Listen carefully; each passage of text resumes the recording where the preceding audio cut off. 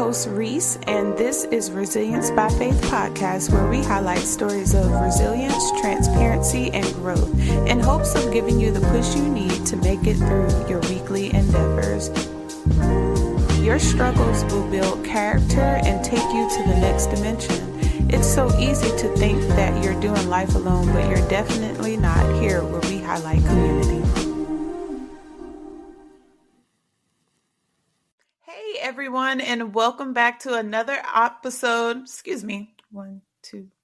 Welcome back to another episode of Resilience by Faith podcast. I am Reese, your host, and today we have a very special guest. Her name is Athena Estelle. Welcome to the show. Super excited to have you and super excited to get into conversation today. How are you doing? I'm doing great. Thank you so much for having me. I'm so excited to be here. Yes, we're excited to have you and my audience. They love when I bring people from all over the world on the show. Do you mind sharing with us, where are you recording from or podcasting from today?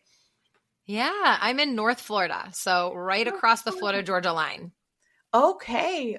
Like Jacksonville-ish?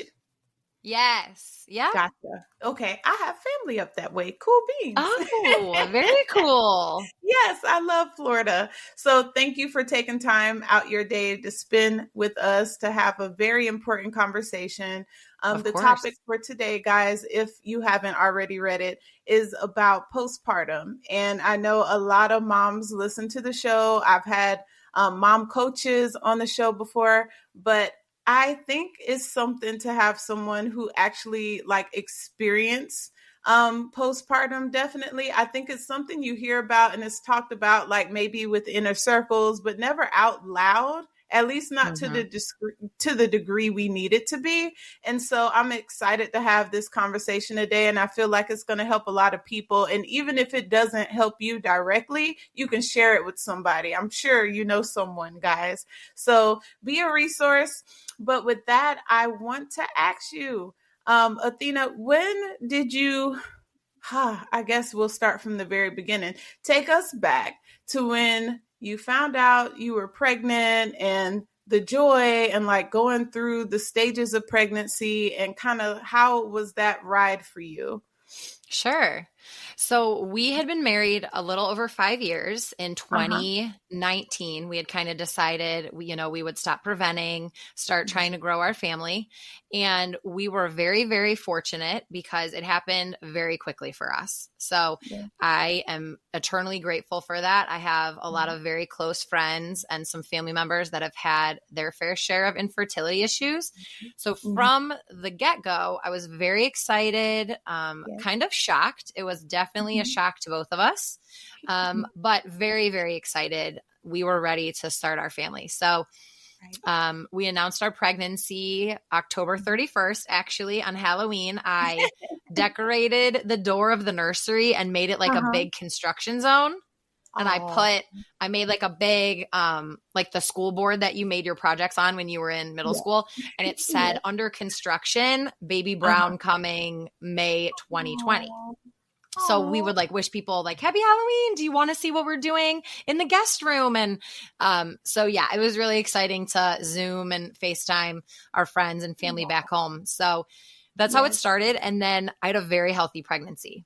Honestly, textbook healthy pregnancy, no issues, no high blood pressure, no glucose issues with the high sugar.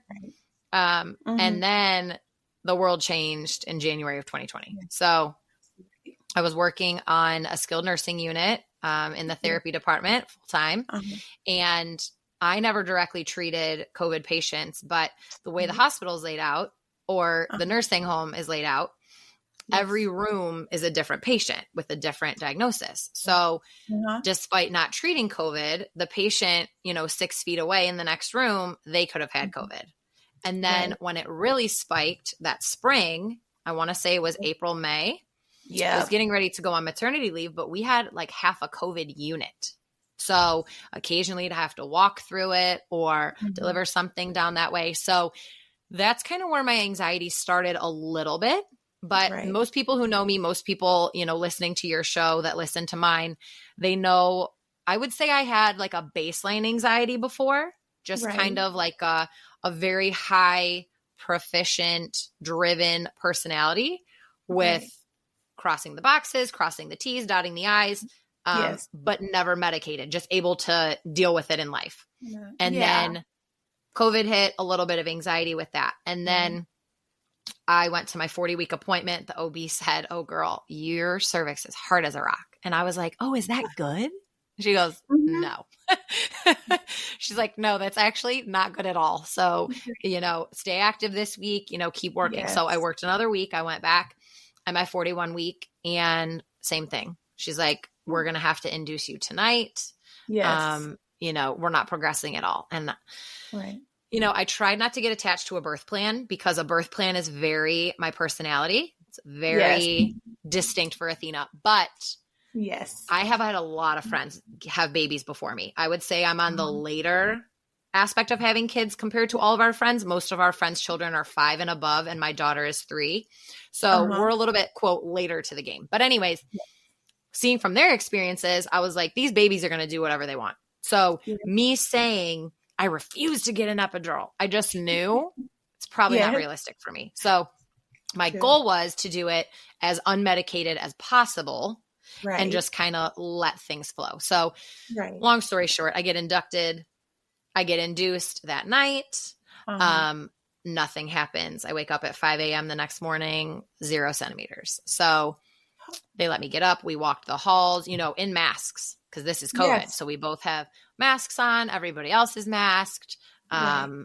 So walking, lunging, squatting, doing all the things, pretty much playing soccer as a 41-week pregnant lady. No. The nurses were cracking up because I was like, "No, I'm not doing the Pitocin," because I had heard, death stories about this. So I'm not progressing. 4 hours later, they said, "We really think we should break your water." I'm like, "Okay." So they break my water.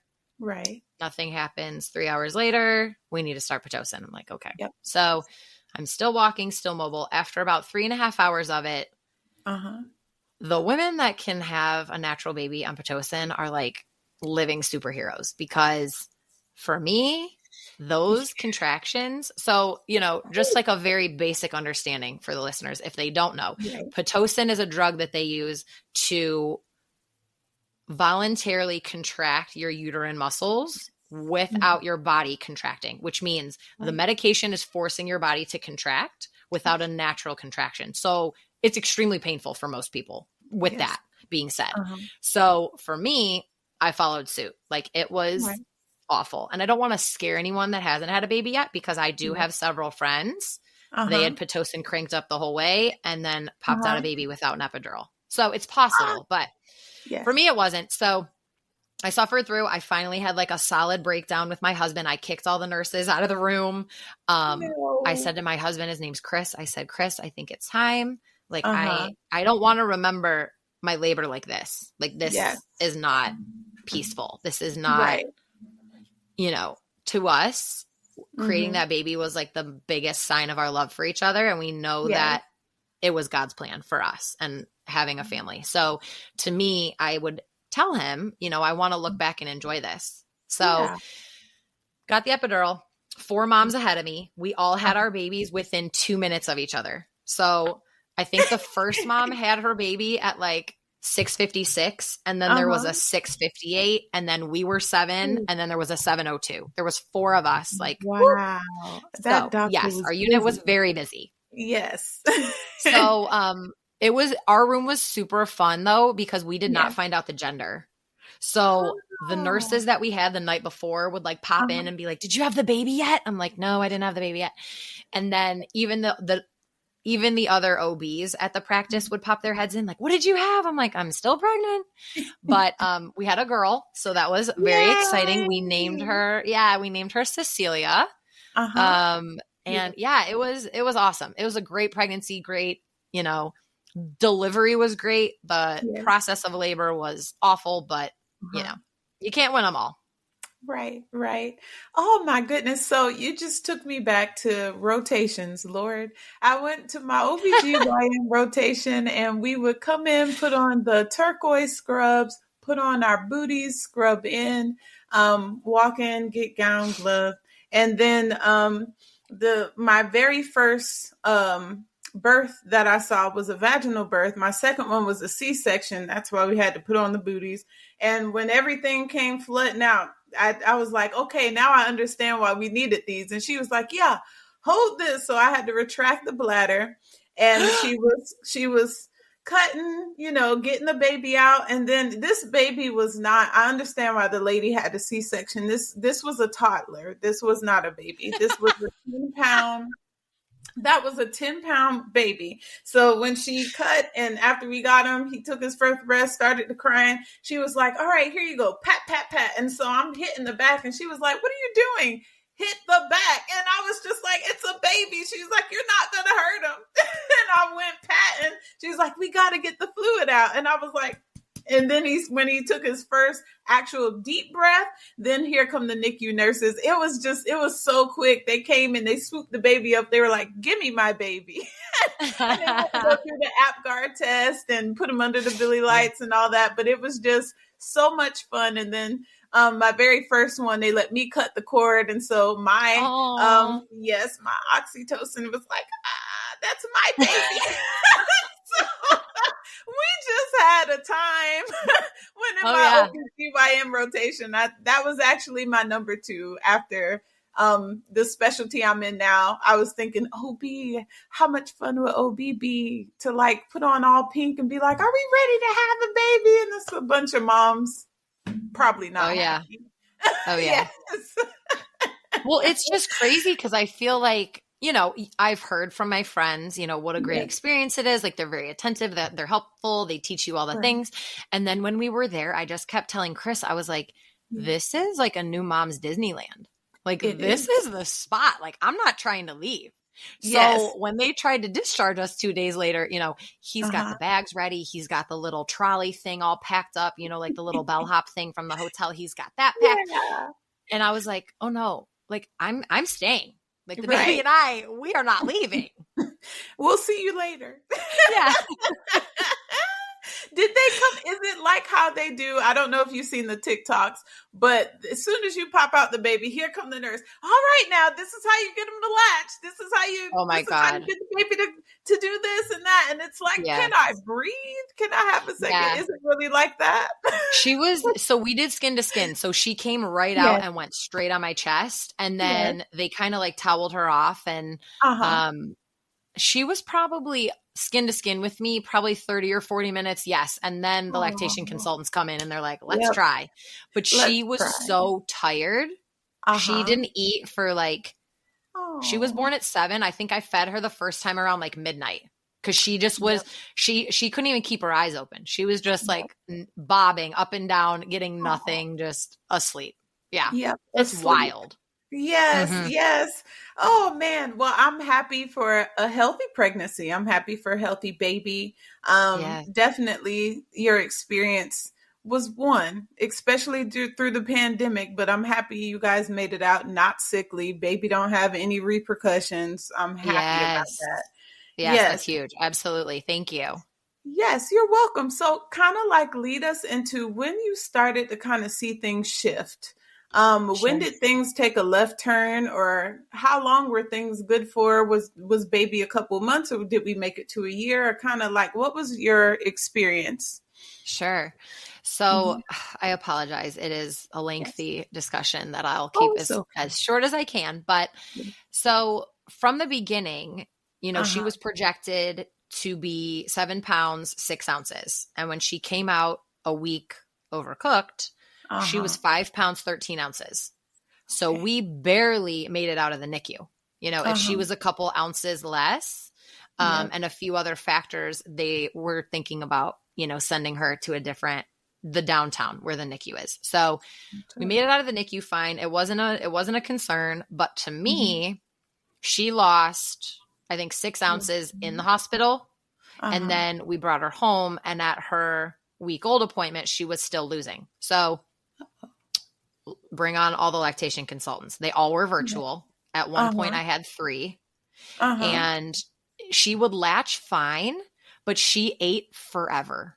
So in the beginning, I mean, I'm talking 30, 40 minutes on one side. before I had a system. So I was like, she has to be full, then the witching hour started at night, which people talk about, which for us, she was not colic. She did not have a tongue or lip tie. Her anatomy was fine. It was more so she was not getting anything to eat. So week 2 of life, I get a baby scale.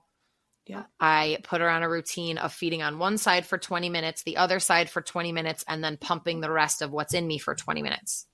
Okay. So it just became very monotonous and very intense because I was weighing her at the end of every feed and then keeping track of the poop diapers, the pee diapers, and the weight multiple times a day. So that had kind of started to get me a little, I guess you could say anxious. It was not, it was just very unsettling. That's probably the best way for me to describe it. So we would go to the doctor weekly for weight check-ins. Right. And we did that until she was 4 months old. At 4 months, she finally hit, I want to say, the 7th or 8th percentile, which the doctor was happy about. I still wasn't, but he was happy. And obviously he's the professional. Then at her 5-month checkup, we go in. She is where he wants her to be, but he mentions, I think she might have torticollis. And I was like, what? Like, I knew what that was, but I guess I wasn't very familiar. So for the listeners, it is when the muscle on the side of your neck, it's called the sternocleidomastoid. In the medical world, we call it the SCM. It is when the baby favors one side or another. So they'll either look over that shoulder or they'll look over the other shoulder, and they'll either sleep like that, play like that, feed like that, and their neck gets extremely stiff. So then they cannot rotate their head the other direction. So he noticed that, which honestly, I did notice as well. She always favored the left when she'd sleep, and then I would just reposition her to the right or do tummy time.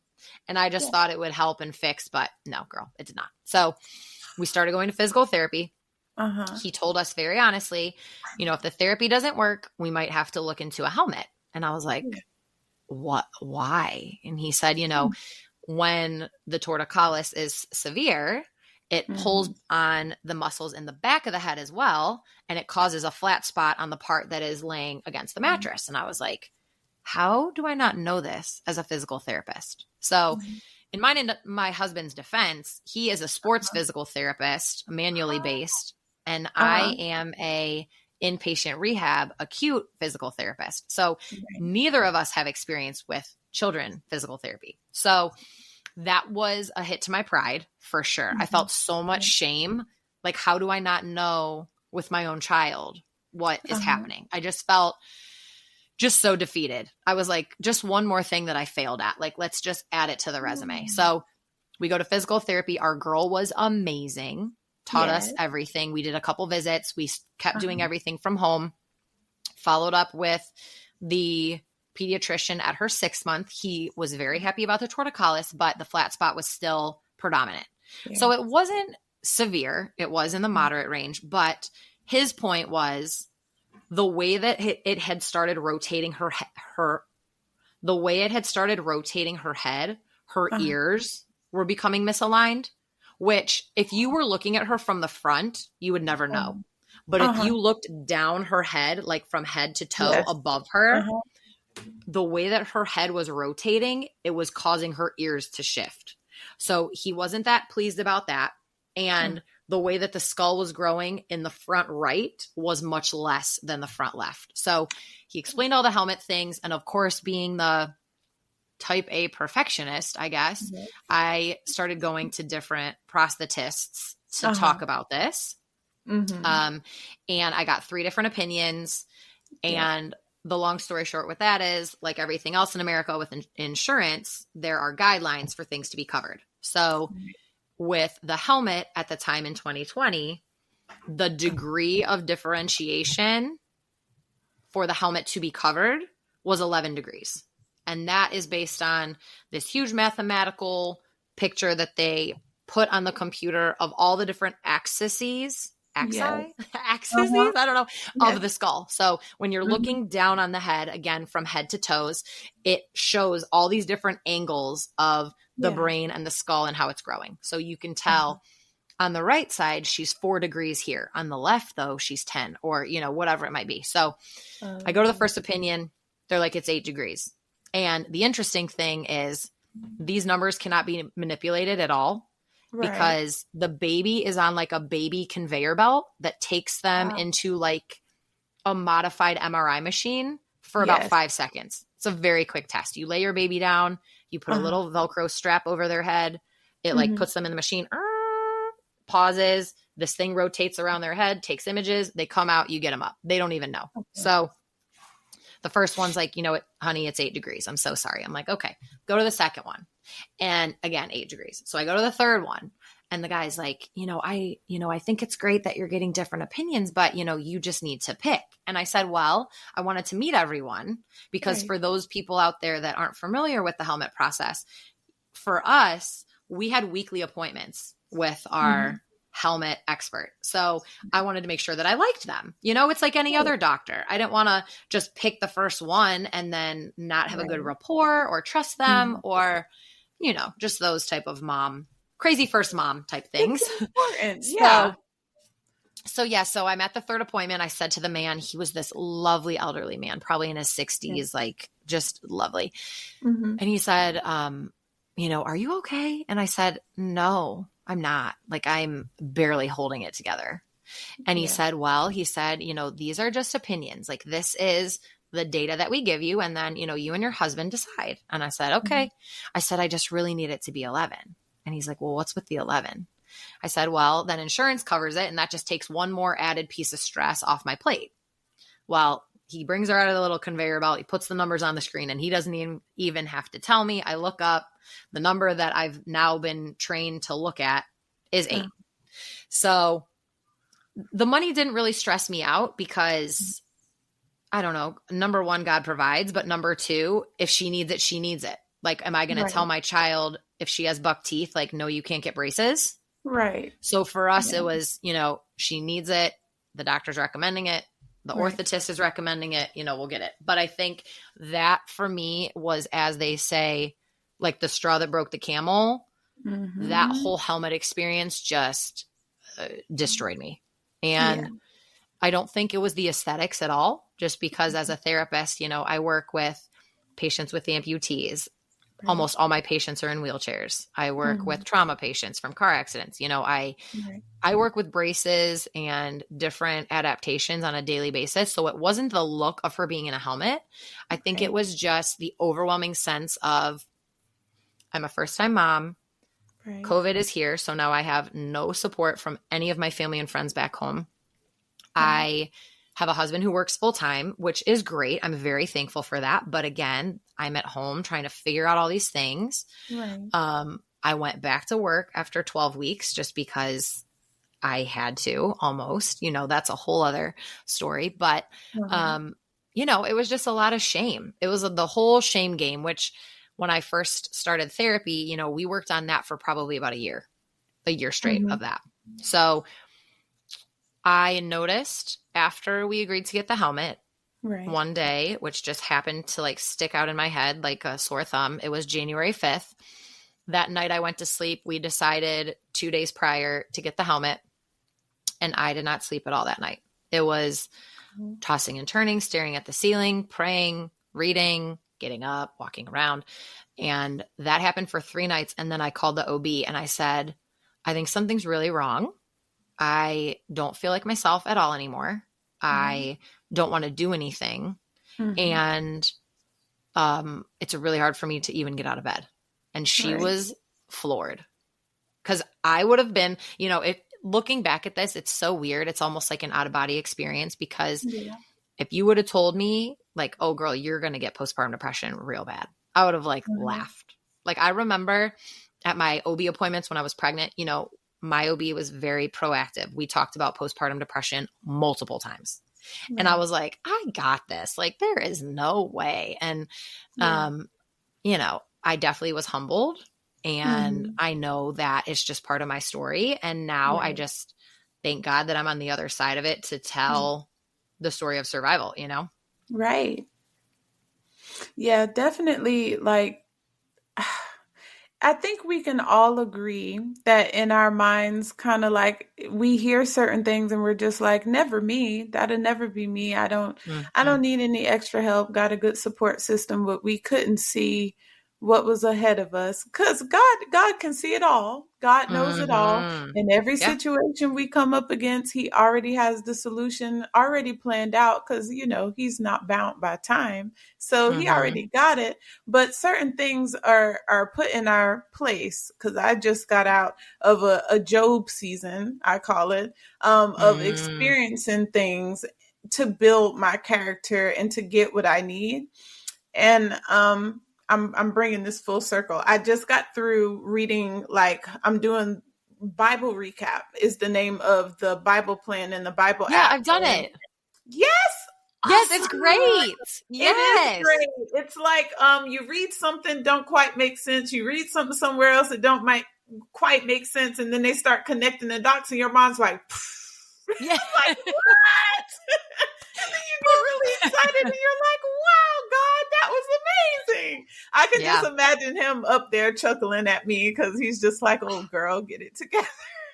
Well, and it's like exactly what you said. It's like, there was one point after I got out of the hospital when I went into a psych unit for 12 days. But when I got out, I remember telling Chris I was a little bit better, but still nowhere near my normal, like, current personality or the woman that I was pre-baby. But I remember telling him, if this is what God has for me and this is my plan, then I have to be good with it. Like, what am I going to say? Because he already knows the ending. Like, it's already written. So for me to come along and think like, oh, this is not what he wanted for me. Like, why did he put me through that? No, that's the wrong mentality, first of all. Second of all, the end is already written, sis. Like, we have eternity. Okay. Yep. We have eternity. And I think, like, who would have thought that when you were going through that, you weren't thinking about anything else but your current situation, but look at where you are today. And I know that this podcast is going to help so many people. And if I ever get to the point of finding somebody with some sense and having my own kid, then if I experience this, if I need a pick me up, I can come back and listen to this episode because I'm just like, Lord have you mercy. For sure can. Yes, ma'am, you can. Yes, you're helping me. Like, would you say, I know, like, a lot of people, they have been coming out, like I said, speaking in waves about certain things, but more so in like inner circles. I don't think anybody have like blatant conversations anymore because they're like, what will other people think of me? What would they say about me and my character? I don't want to be judged in that way. I don't really know these people. I'm not going to tell them my business. But would you agree that, like, after you have a kid, of course it does change you, but I was thinking more for like the better. And when you're growing, it doesn't always feel good. But I've been watching like YouTubes and hearing from different people in my inner circle, like after they have a kid, they don't feel like themselves. And it's like a shedding, almost like caterpillar to butterfly type of thing. You are becoming a new person. But they say the same thing when you get married, you're becoming a new person. Like, how did you feel? I don't know, like after you had the kid, because you were already married for like 5 years. So you had already got the wife rolled down, but now you're mama. So kind of how did you get acclimated to that role of being mom? Yeah. So that is a very interesting transition. I had a therapist once who explained it as when you birth a child, you birth new life to another human being, but you're also birthing a whole new life to yourself because now your life isn't about you anymore. So it is a whole new, like, as you birth a child, you're taking care of someone else. You're also birthing like a new version of yourself. And when she said that, I was like, oh my gosh, why didn't someone tell me that 3 years ago? So for me, I think you definitely are going to have some issues with finding your identity. I think for a lot of us, the OB would tell me at my 1 month appointment after delivery, my 2 week appointment after delivery, you need to invest in self-care. Like, a lot of people will say when the baby sleeps, you need to sleep. And for people like me, I did maybe the first week. And then after that, it was, I have too much to do. You know, Right.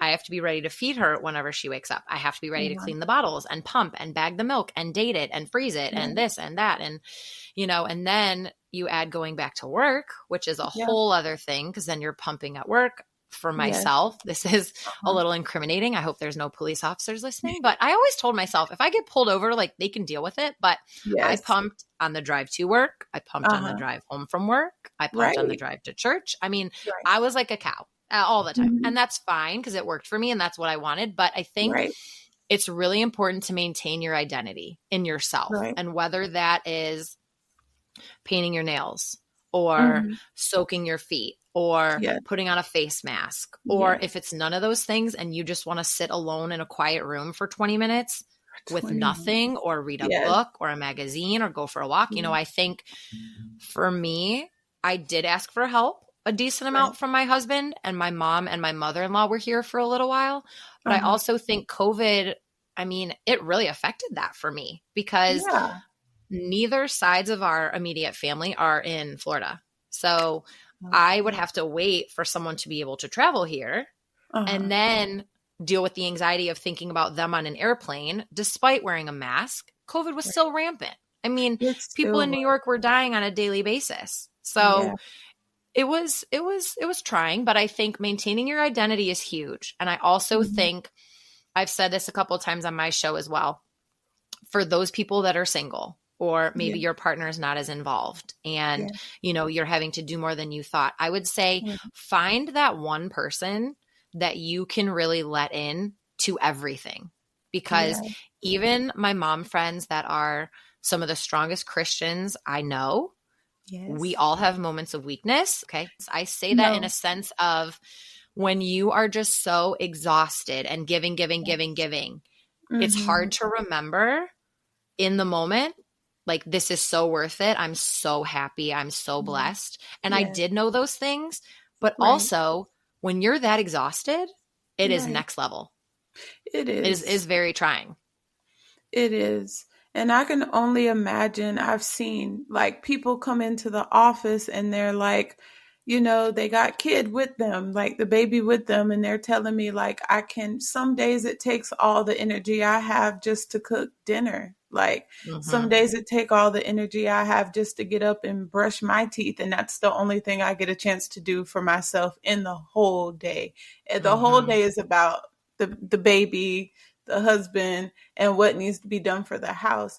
I would definitely say, like, did you delegate any? Like, or did you guys hire anybody to come in and do like normal everyday things just to take things off your plate? Or are you kind of at that place now? So we were really fortunate. And this was another thing I would recommend. Our small group at church created a meal train.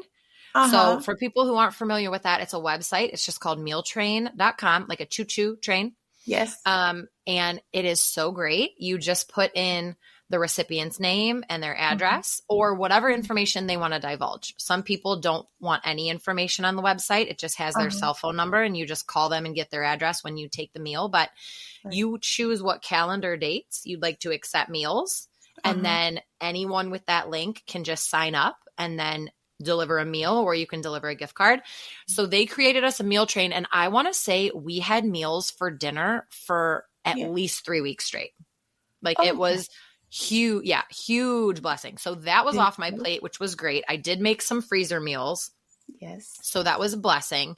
And then as far as cleaning, I kind of just, you know, Chris and I talked about that a little bit. And it was just kind of one of those things that was, you know, on Saturdays when you're not working, I need you to run the sweeper while I do laundry, or, you know, this or that. He's always been super helpful, which I'm very fortunate. But I mean, I'm sure there's men and dads and husbands listening, but sometimes you just got to give them a little bit more direction, you know? So, but yeah, he was great. Yes, that's wonderful, because Lord have mercy. I just be thinking to myself, I'm like, Lord help us all. But one of the cool things that the OB did in her clinic that I was shadowing is she had at 4 or 5 months, started having them, or as soon as they got into their second trimester, like halfway through, making plans of who's going to help you, who's going to be there. Is your mom coming to stay with you guys?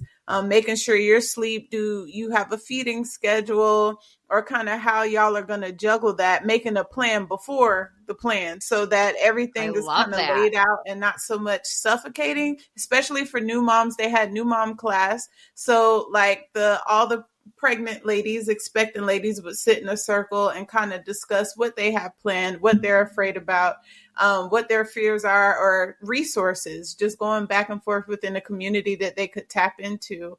And I thought it was great. But of course, like shortly after that, COVID did come.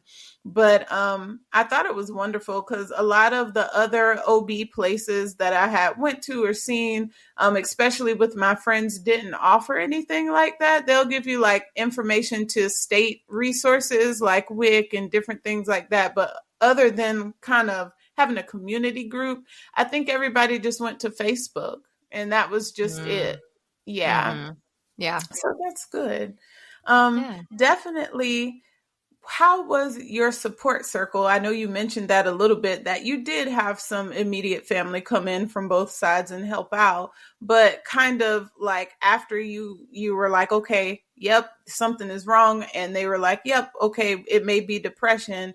What was kind of like the next steps, and how was your support circle kind of integrated into the whole thing?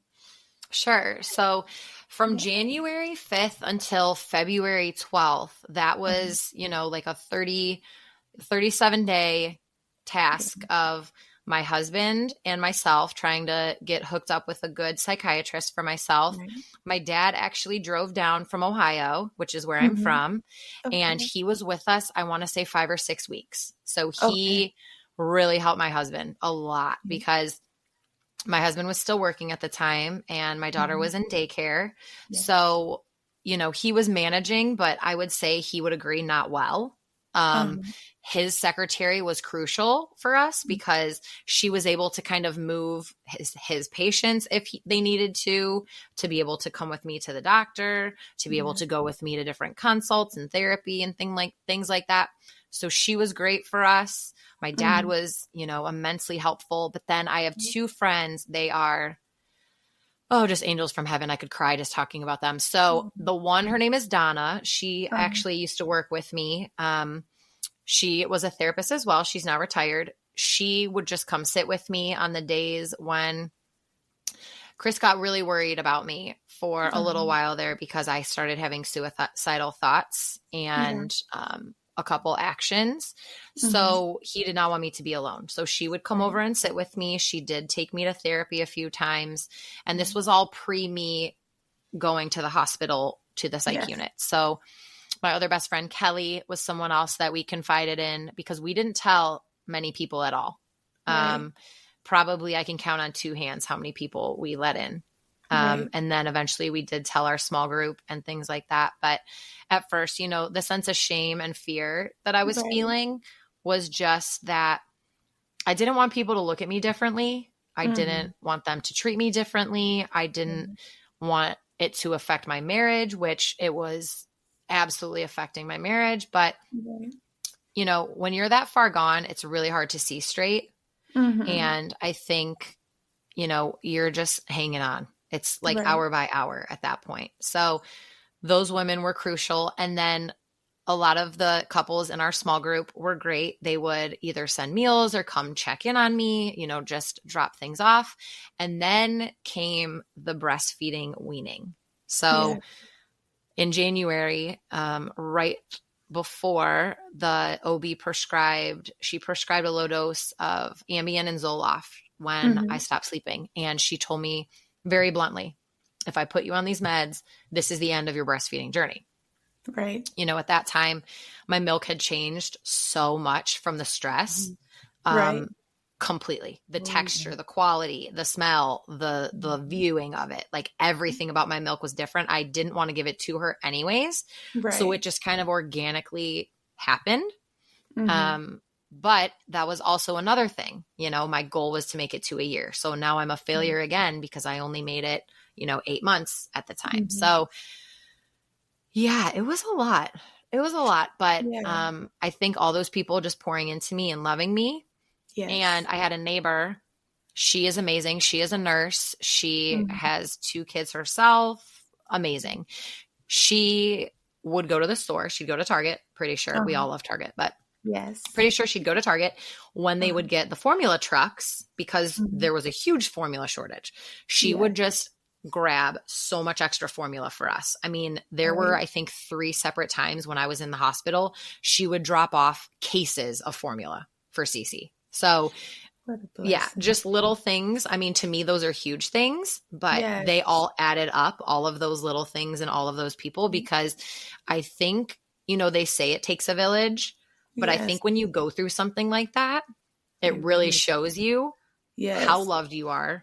Right. Looking back in the moment, I'm thinking like, thank you. I was appreciative, but I couldn't really absorb it. Right. But I think looking back, it's like, oh, I do have a lot of people standing in my corner. Yes, yes. And definitely, like for anybody listening that may be preparing for delivery or maybe have delivered and they are feeling shame, because shame is another thing a lot of people don't talk about. What advice would you give them kind of to move forward, if any? I think the shame part for me was the hardest. That's something we talked about in therapy. I mean, endlessly. My poor therapist, but I mean, she's amazing. I think she's going to be Yes. on the show. But Uh-huh. anyways, what I would tell them is there are times in life when you genuinely cannot control your circumstances. So something that she used to tell me was, you didn't give yourself postpartum depression. You didn't Right. cause postpartum depression. Postpartum happened to you. It's Yes. just like cancer, Right. unless you're a smoker, maybe not lung cancer, but the rest of Yes. them, you don't Right. give yourself breast cancer, prostate Right. cancer, those type of things. So Mhm. that was at least her example with me. But I Uh-huh. think it's spot on. I didn't choose this. This is not something that I wanted for my life or my husband or my daughter, but Right. it's something that happens. And I think we have to get to a place where you can almost accept that and know that you can't control what's happening to you, but you can absolutely control your reaction to it. Yep. And Yeah. what she would tell me is, do something that's going to completely take your mind off of how you're feeling in that moment. Yeah. So for me, it was journaling. I've Uh-huh. always journaled my whole life. I'm kind of I don't want to say Yeah. a nerd, but I guess I've always enjoyed, having a great experience or traveling on a great vacation and then running home to my journal and just word vomiting everything. I've always Uh, loved that. So yeah. for me, it was journaling. I have a lot of other friends that will just put on an audiobook and go for a walk, Yep. or I have a couple of friends that like to do those color by numbers. Yep. So I think you just have to find your thing and know that, you can't control everything that happens to you, but you can definitely control your reaction and how you're going to address the issue. Yes, that's so good, because I think sometimes as human, we think our abilities are way more than what they are. And Mm-hmm. your perspective will literally shape your experience. If you think about it in a negative way, then maybe you'll get a negative outcome. But if you switch it to something positive, where you can find the joy, where you can find a little spark of hope, of glimmer, then we can probably push through. But our mindset is so important when you're going through trials and tribulations. I totally agree. Um, and I want to say thank you so much for being on the show. Where can people find and connect with you? And please Sure. share the information for your podcast too. Oh, okay, sure. So my first name and middle name is Athena Estelle, and that's Estelle. So my Mhm. website is athenaestelle.com. And then the name of my show is called Delivered, Finding Victory After Postpartum Depression. And you can find that on pretty much every major podcasting host. So, Amazon, Audible, Uh-huh. Apple, Spotify, all the Yes. things. So, Yes. yeah, And I'm guys, very please go humbled check and it out. I feel very honored that you are doing your show. I think it's Yes. wonderful. I'm just so Thank glad to you. be a super small part of it. And I just Mhm. wish you so much success. Thank you. I wish the same back to you, sister. I'm definitely thankful for you taking time out your day and sharing your story with all of us, but also what you're doing to kind of give back and push forward on your side of things, your website, your podcast, and everything that you're doing to encourage other people. Definitely. It takes faith, but it also takes nerve and guts because, of course, even in this, you could get in your head and be like, oh, well, maybe I don't want to tell that much, or maybe I don't want this, or maybe I shouldn't share that. But it's the things that you think you shouldn't share or say that makes the biggest difference for somebody listening. So thank you so much for your resilience and your faith that you modeled throughout that whole situation. I know that our number one father, your earthly father, yes, but the king that sits above us all, I know he was very pleased with how you navigated that. And I think that was probably his game plan the whole time. Thank you. That's so sweet. Yes. No, I mean, I've said it so many times. I think, life is hard, right? With faith, with the Lord Jesus on our side, right? So I think I know for a fact I would not be here without him. There's no way. Right. So I'm just grateful to be here and share about it. I think it's, like I told you, it's one of those taboo topics that no one wants to bring up, but it's taking lives every day. So it needs to be talked about. Yes. And I'm so happy you're doing this. And this podcast will go out all over. I urge you guys to share it with anybody that you know that can benefit from it. And definitely, guys, thank you for listening and being an active part of this community. Of course, you can always plug in with us at Resilience by Faith on Facebook and Resilience X Faith POD on Instagram. Start the conversation, share with us your feedback, reach out to Athena and tell her the good news about what you got from the show and what you got from her story. And as always, guys, I will see you on the next episode. Have a beautiful week and write in if you need anything. Thank you guys so much for listening. Thank you, Athena, for being here. And definitely we'll be in touch. Yes, thank you so much. Thank you. Have a good one. All right, sweetheart. Thank you. Bye. And that's it for today's episode. Thank you for tuning in to Resilience by Faith podcast. If you love this podcast, if it's helped you in any way, motivate or inspire you, please make sure that you leave us a rating or a review. Make sure that you're following us on Facebook at Resilience X Faith with Reese, and make sure you're following us on Instagram at Resilience X Faith POD to make sure you engage and get plugged into the community. Until next time.